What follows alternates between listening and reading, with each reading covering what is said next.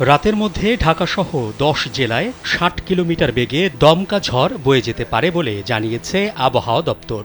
এসব এলাকা নদীবন্দরগুলোকে ১ নম্বর সতর্ক সংকেত দেখাতে বলা হয়েছে। ৬ এপ্রিল বিকেলে অভ্যন্তরীণ নদীবন্দরের জন্য দেয়া আবহাওয়ার পূর্বাভাসে তথ্য জানানো হয়। ঢাকার আবহাওয়া অফিস থেকে বলা হয়, ঢাকা, রাজশাহী, পাবনা, বগুড়া, যশোর, কুষ্টিয়া, খুলনা, ফরিদপুর, টাঙ্গাইল এবং কুমিল্লা জেলার উপর দিয়ে পশ্চিম ও উত্তর পশ্চিম দিক থেকে ঘণ্টায় ৪৫ থেকে ৬০ কিলোমিটার বেগে অস্থায়ীভাবে দমকা, ঝোড়ো হাওয়া সহ বৃষ্টি, বজ্রসহ বৃষ্টি হতে পারে। এছাড়া এসব অঞ্চলের বাসিন্দাদের ঝড় বৃষ্টি এবং বজ্রপাতের জন্য প্রস্তুত থাকতে বলা হয়েছে। এসব এলাকার নদীবন্দরগুলোকে ১ নম্বর সতর্ক সংকেত দেখাতে বলা হয়েছে। মাছ ধরার নৌকা ও ট্রলার সমূহকে সাবধানে চলাচল করতে বলা হয়েছে।